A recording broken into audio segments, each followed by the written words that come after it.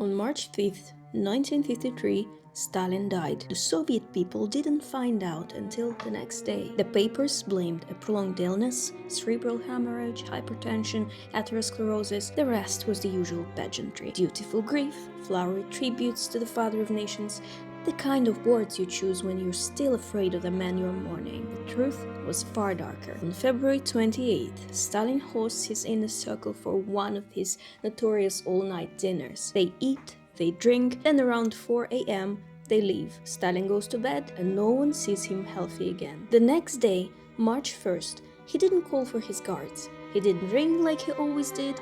He didn't leave his room. The whole day passed in silence.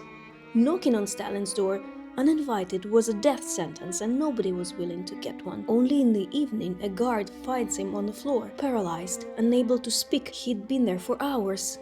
But who dares call a doctor? And the best Kremlin doctors, he'd just had them arrested in a fabricated conspiracy called the Doctor's Plot. The men who could have saved him were rotting in his own prisons. He took 4 days to die. His closest comrades spent every one of his days not grieving but fighting over who would replace him. On March 9th, hundreds of thousands flooded the streets of Moscow to see him off. The crowds were so dense, so uncontrolled, that people were crushed to death against buildings and lampposts. Official records admit 109 dead. Unofficial estimates run into the thousands. He'd been gone 4 days and was already claiming more victims. Even in death, he managed to kill. 30 years of purges, executions, and the Gulag. 30 years of a nation holding its breath. Did Russia need a stronger hand after the revolution? Probably yes. But there is a difference between strength and terror, and no achievement, industrialization, victory in the war will ever fully escape the shadow of what it cost. Here's the bitter irony. The fear and deception he used to control everyone destroyed him in the end. He died alone on the floor